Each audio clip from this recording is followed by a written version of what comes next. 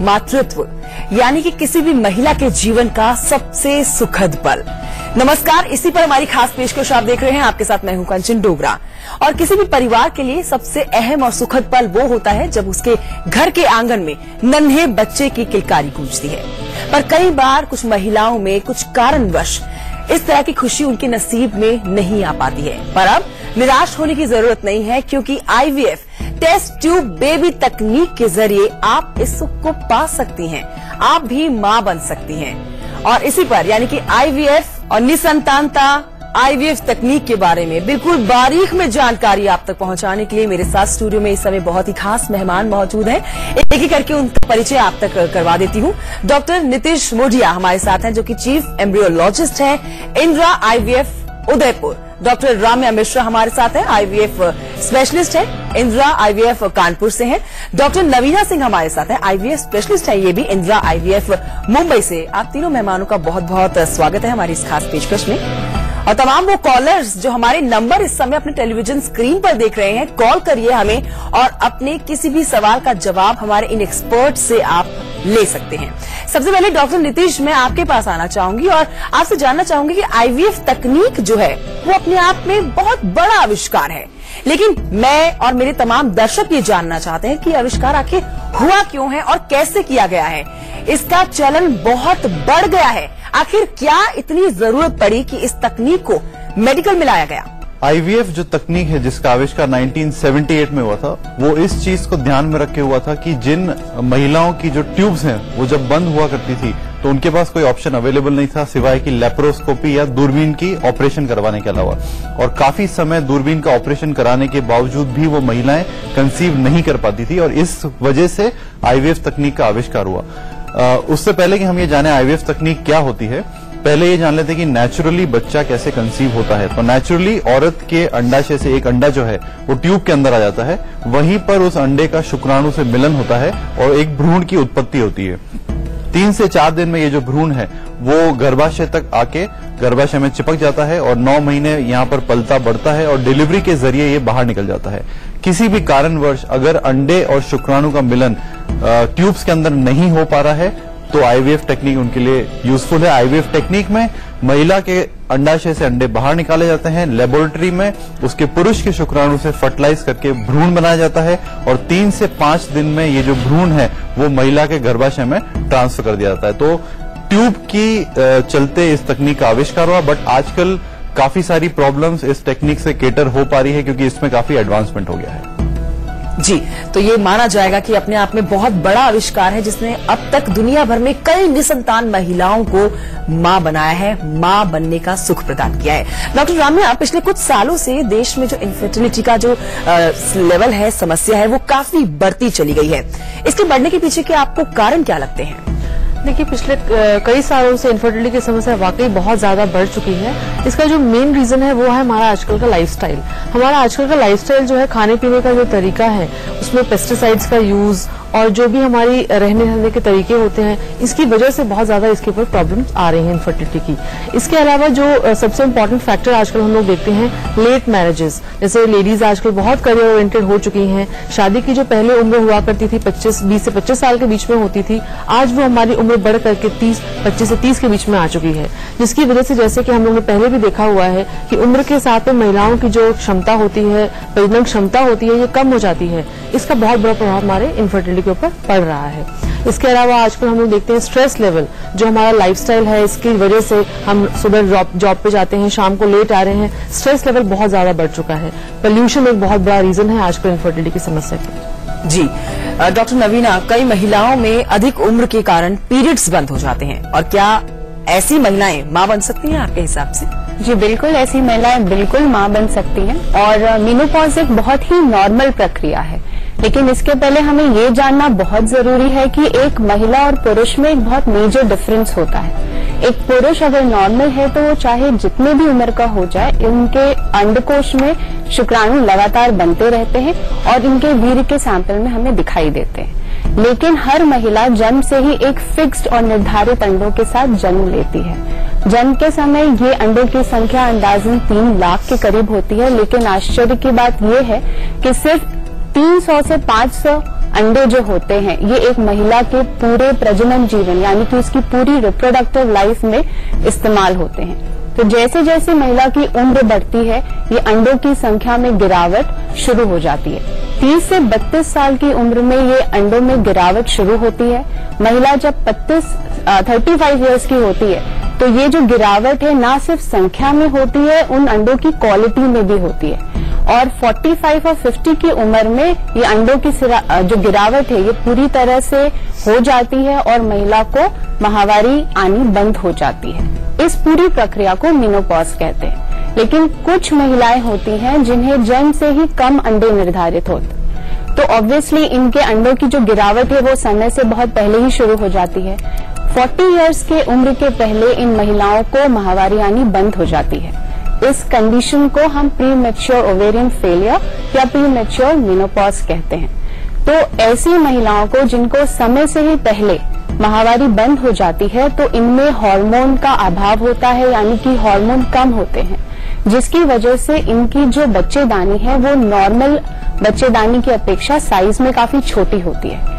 ऐसी महिलाओं को अगर हम 2 से 3 महीने तक हार्मोन रिप्लेसमेंट थेरेपी की गोलियां दें तो इन्हें एक नॉर्मल मेंसेस लाया जा सकता है, इनकी थैली को स्वस्थ किया जा सकता है और डोनर एग के सहायता से इन्हें संतान प्राप्ति कराई जा सकती है।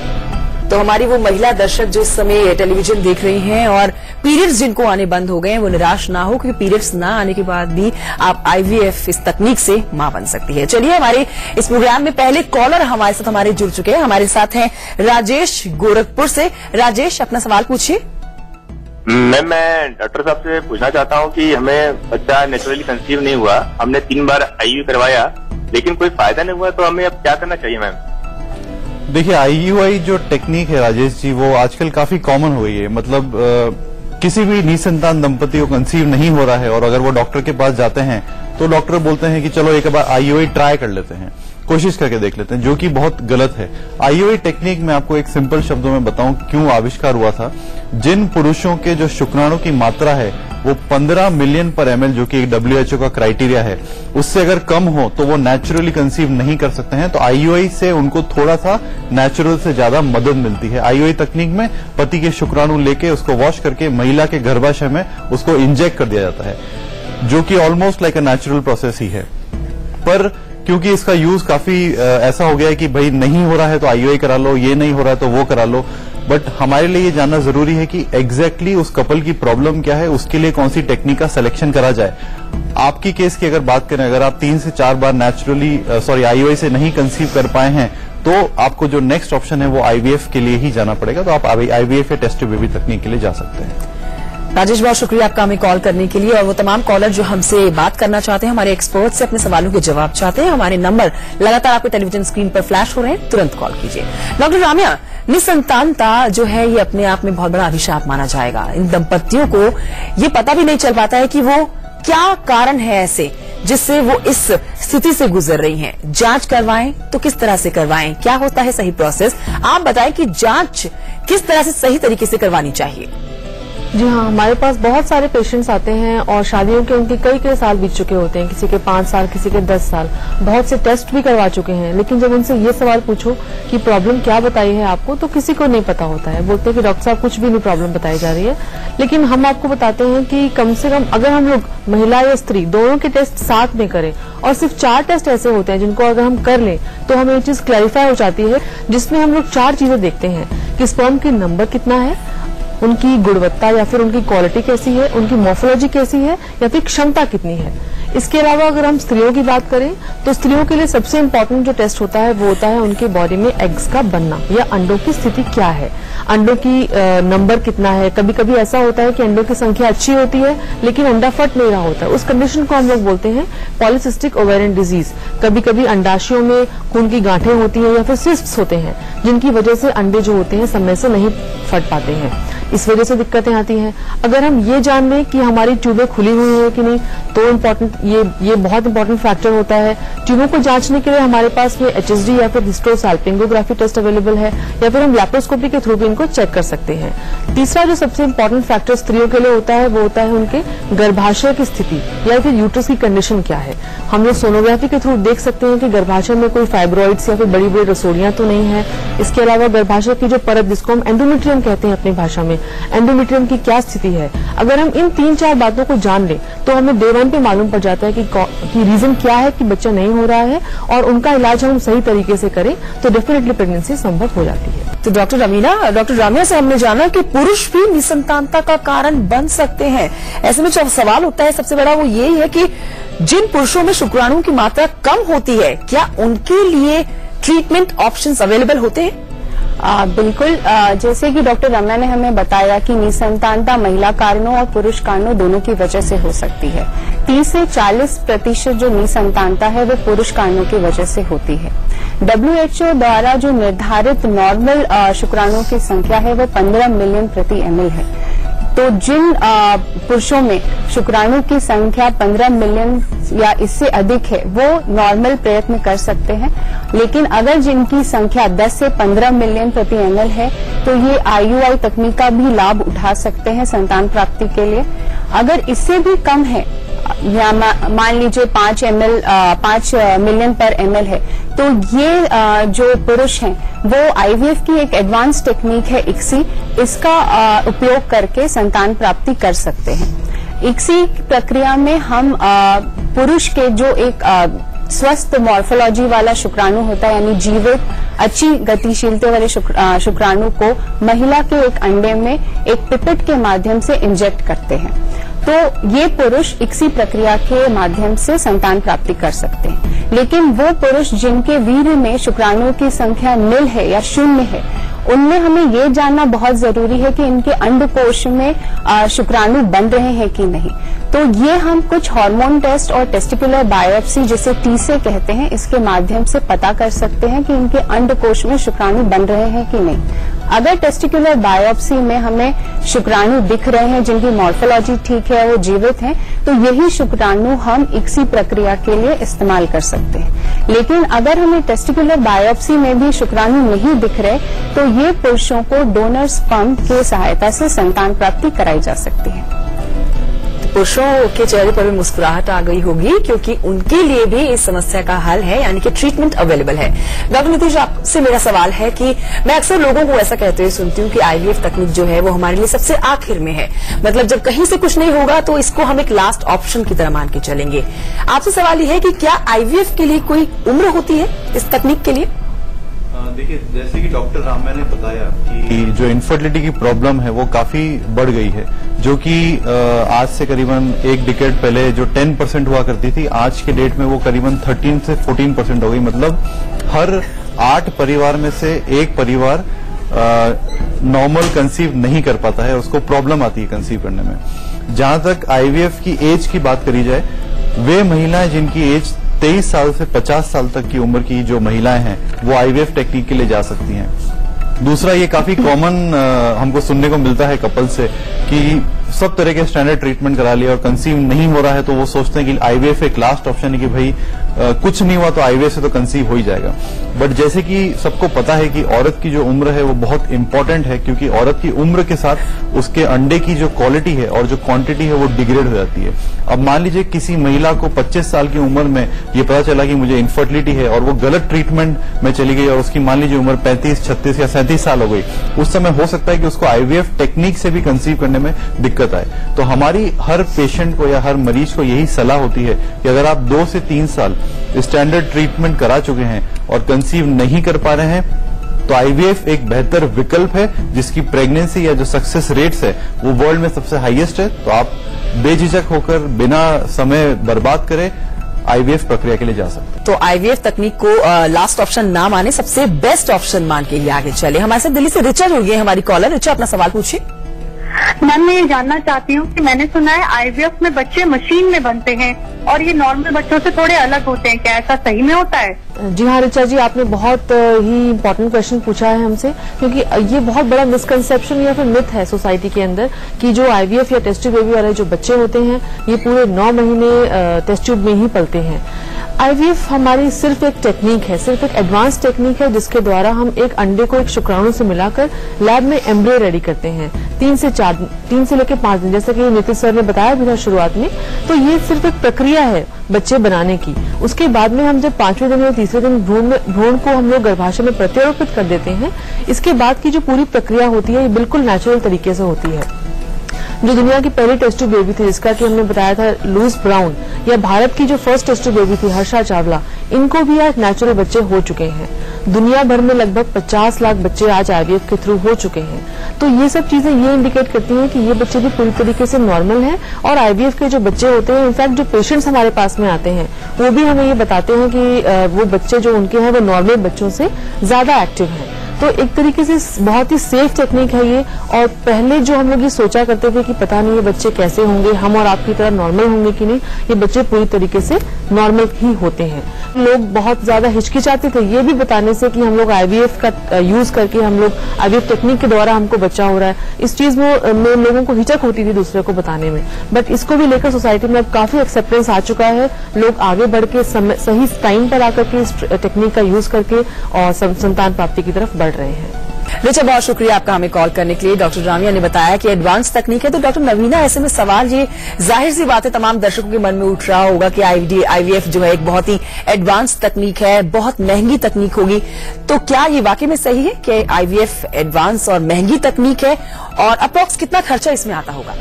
जी, ऐसा बिल्कुल भी नहीं है कि आईवीएफ एक बहुत अब महंगी तकनीक रह गई है। हाँ, आज से 5-6 साल पहले आईवीएफ को एक कॉस्टली ट्रीटमेंट माना जाता था, जब इसका खर्चा अंदाजन 2.5 से 3 लाख रुपए एक साइकिल का हो जाता था। लेकिन उसका एक कारण था कि पहले जो डॉक्टर्स आईवीएफ के ट्रीटमेंट देते थे वो बहुत कम थे। सेंटर्स जहां पे आईवीएफ की ट्रीटमेंट की सुविधा उपलब्ध थी वो बहुत कम थे। लेकिन आज जैसे जैसे समय आगे गया है, नई टेक्निक्स आई हैं, लोगों को आईवीएफ के टेक्निक के बारे में जानकारी काफी बढ़ी है। बहुत सेंटर्स खुल गए हैं जहां पे ये आईवीएफ के ट्रीटमेंट की सुविधा उपलब्ध है। बहुत डॉक्टर्स इस ट्रीटमेंट को आसानी से लोगों को दे रहे हैं। तो डेफिनेटली एक कॉस्ट में पहले से काफी इम्प्रूवमेंट आया है। लेकिन आज भी लोगों को आईवीएफ की कॉस्ट को लेके उनके मन में एक विचार रहता है, एक भ्रम रहता है कि ये बहुत ही कॉस्टली ट्रीटमेंट है, ये आम आदमी के लिए नहीं है, आम आदमी से अफोर्ड नहीं कर सकता। तो ऐसा नहीं है। और आईवीएफ के भले ही तकनीक की जानकारी को लेके लोगों को काफी मतलब ज्ञान है या बढ़ गया है, लेकिन आज भी कॉस्ट को लेके इनकी अगर जो जानकारी है वो क्लियर नहीं है, जिसकी वजह से लोग सही समय पे इस तकनीक का फायदा नहीं उठा पा रहे। तो अगर मैं आईवीएफ की कॉस्ट को आपको एक सिंपल भाषा में समझाना चाहूं तो इसकी कॉस्ट को 2 हिस्सों में डिवाइड किया जाता है। पहला हिस्सा होता है हॉस्पिटल का खर्चा या प्रोसीजर या डॉक्टर की फीस, जो अंदाजन 25,000 होती है। और दूसरा जो मेन खर्चा होता है वो है हार्मोन इंजेक्शंस का खर्चा, जो अंदाजन 70 से 80,000 का होता है। मोटा मोटी अगर मैं इन दोनों खर्चों को साथ में मिलाऊं तो 1 से 1.5 लाख के बीच में एक आईवीएफ साइकिल आज के समय में हो रही है। और जैसे जैसे आज आईवीएफ की फील्ड में नई टेक्निक्स आ रही हैं और भी नए इसमें रिसर्च हो रहे हैं, तो हम ये मान के चल रहे हैं कि आगे भी जाकर इस आईवीएफ की कॉस्ट में और घटाव आएगी, हार्मोन के इंजेक्शंस की कॉस्ट में और घटाव आएगा। तो मैं उन सभी लोगों से ये कहना चाहूंगी कि जो आईवीएफ के प्रोसीजर को महंगा समझ के इनसे दूर भाग रहे हैं और अपने समय और पैसा छोटी छोटे प्रोसीजर्स में व्यर्थ कर रहे हैं, बर्बाद कर रहे हैं, अगर वो सही समय पे यही पैसा सही तकनीक में इस्तेमाल करें तो उन्हें एक स्वस्थ हेल्दी प्रेगनेंसी प्राप्त हो सकती है। तो आईवीएफ वो तकनीक है जो हमारे दर्शकों के बजट में आ जाएगी। डॉक्टर नीतीश, अक्सर कपल्स के मन में एक सवाल रहता है कि आईवीएफ में अंडा, शुक्राणु और भ्रूण जो होता है वो उनके लिए ही लिया जाता है और उनका ही लिया जाता है। तो ऐसे में आप बताएं कि एम्ब्रियोलॉजी लैब में अंडा, शुक्राणु और भ्रूण का कैसे ध्यान रखा जाता है? ये जो प्रश्न है या ये जो शंका है वो अक्सर कपल्स नहीं उनके पेरेंट्स के दिमाग में ज्यादा पाई जाती है। और अक्सर कपल्स इससे दूर हटते हैं और बोलते हैं कि, या उनके परिवार वाले उनको आईवीएफ टेक्निक के लिए मना करते हैं कि मत जाओ, इसमें किसी और का अंडा हो सकता है, किसी और का शुक्राणु हो सकता है। पर आपके शो के जरिए मैं सबको बताना चाहता हूं कि जो एम्ब्रियोलॉजी लैब है उसके अंदर स्पेशल प्रिकॉशन रखे जाते हैं कि किसी भी पुरुष या किसी भी महिला का अंडा किसी और कपल से मिक्स न हो। सबसे फर्स्ट जो टेक्निक है जिसको हम बोलते हैं थर्ड ऑब्जर्वर टेक्निक, मतलब जो भी काम हो रहा है वो एक तीसरा आदमी उसको ऑब्जर्व कर रहा है, वो ये चीज सुनिश्चित कर रहा है कि जिसका अंडा है उसी का शुक्राणु है, ताकि मिक्सिंग के कोई चांसेस नहीं है। दूसरा, जितना भी वहां पर टेस्ट ट्यूब्स यूज होती है, जितनी भी वहां पर डिशेज यूज होती है जिसमें ये सारा प्रोसेस होता है, उसमें प्रॉपर लेबलिंग होती है, उस पेशेंट का नंबर होता है, उस पेशेंट का नाम होता है, उसके हस्बैंड का नाम होता है, उसका सरनेम होता है। तो जो मिक्सिंग के चांसेस हैं वो बिल्कुल जीरो होते हैं। तो किसी भी कपल को ये डरने की जरूरत नहीं है कि लैब में कहीं किसी और का स्पर्म यूज हो रहा है या किसी और का अंडा यूज हो रहा है या उनके अंडे और उनके शुक्राणु यूज नहीं हो रहे हैं। ये शंका मन से निकाल दें और आप आईवीएफ टेक्निक के लिए जाएं। बहुत शुक्रिया ये तमाम जानकारी हमारे दर्शकों तक पहुंचाने के लिए। आप तीनों मेहमानों का बहुत शुक्रिया हम तक और हमारे दर्शकों तक ये बहुत ही अहम बारीक जानकारी पहुंचाने के लिए। और तमाम कॉलर्स का भी बहुत शुक्रिया जिन्होंने हमें कॉल किया और अपनी समस्या का समाधान जाना। वैसे आपको बता दें कि आपके टेलीविजन स्क्रीन पर इस समय जो नंबर फ्लैश हो रहा है उस पर आप कभी भी कॉल करके अपनी समस्या हम तक पहुंचाएं, हम आपको उस समस्या का समाधान बताने की पूरी कोशिश करेंगे।